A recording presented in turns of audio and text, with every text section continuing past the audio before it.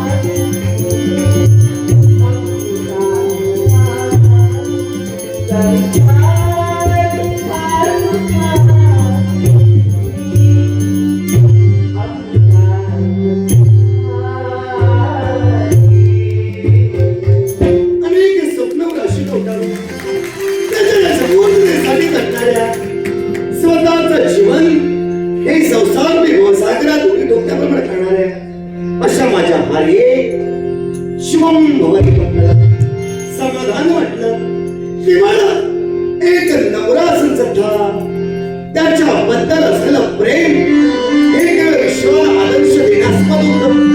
अगं प्रत्येक यशस्वी पुरुषामागं एक स्त्री लपलेली असते आणि ती स्त्री म्हणजे बायको होय. पतित अंग अर्धांगिनी होय. यत्र नार्यस्तु पूजन्ते रमन्ते तत्र देवता यत्र सत्त्वं पूजन्ते सर्वास्तत्र फला प्रिया. अर्थात जिथं स्त्रीचा मान सन्मान राखला जातो तिथं देवी लक्ष्मी वास्तव्य करते. अर्थात मी तुझ्यापर्यंत आलो इथं साध्याचं कार्य तुझ्याकडे मी घडलं पण बोलायचं आपलं सुख घ्यायचं आणि कोणीतरी हाक मारेल तेव्हा लगोलग जायचं. पण उत्तरे तुम्ही शब्द बाहेर पडले का आज मी तुम्हाला माझ्या मंदिरातून जाऊ देणार नक्की म्हणून केला आहे. पण उत्तरे या वेळी तुझी इच्छा पूर्ण होऊ शकत नाही. होय मी तुझ्या आहे याला कारण आनंदाचा गोड निरोप घेण्यासाठी. आता काही क्षणापूर्वी तुम्ही तुमच्या कर्तव्याला गेला होता मग आता पुन्हा आनंदाचं गोड निरोप. याला कारण काय माहिती का कौरव पांडवांचा महाभारत युद्ध सुरू आहे आणि युद्धाच्या गुरु द्रोणाचार्याने आपल्या बुद्धिमत्तेच्या जोरावर चक्रव्यूहाची रचना केली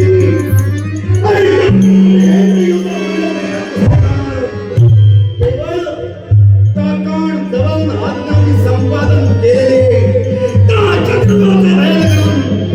पांडवांना विजय संपादन करण्याची जबाबदारी आपल्या हाती घेतली.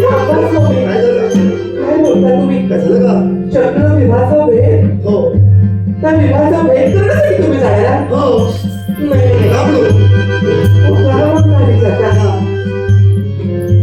प्रत्यक्ष गुरु आचार्य द्रोणाचार्य यांनी ज्या विवाहाची रचना केली त्या विवाहाचा भेद करण्यासाठी तुम्ही जायला नको का कितीतरी वीर आहेत उत्तरे कितीतरी सैन्य आहे तरी सुद्धा स्वतःचं रक्षण करण्यासाठी आणि शिकण्यासाठी कितीतरी पराक्रमी वीर तिथं दिसत आहे. तरी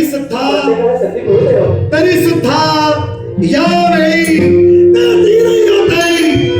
या घटनास्थळी नाहीये. अर्थात मला तिथं जाणं गरजेचं आहे. अर्थात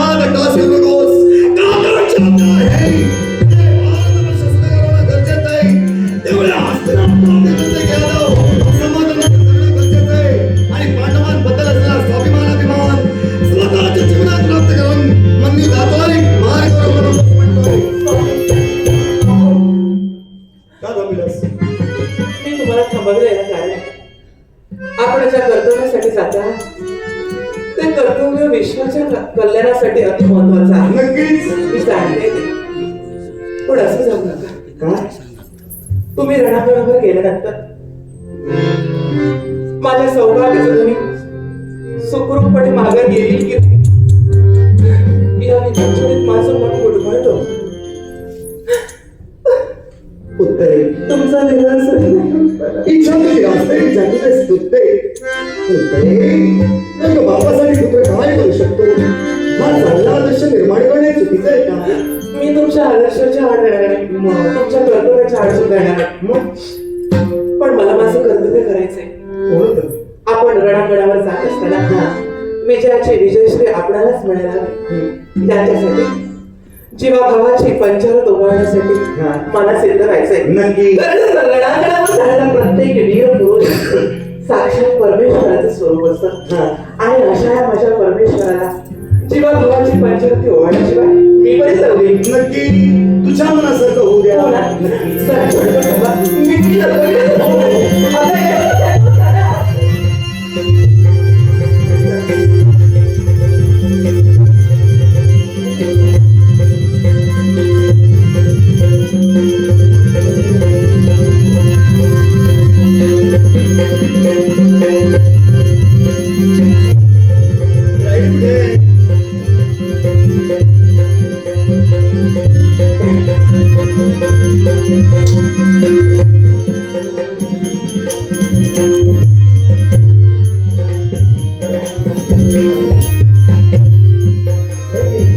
वेळ आणि पाणीचे अर्थात केवळ पांडवांच्या वतीनं मृत्यू चक्रविवाहात प्रवेश करणार आहे.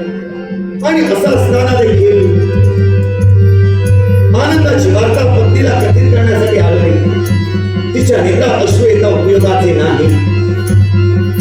जरी मी योद्धा असलो तरी सुद्धा मी एका बायकोचा नवरा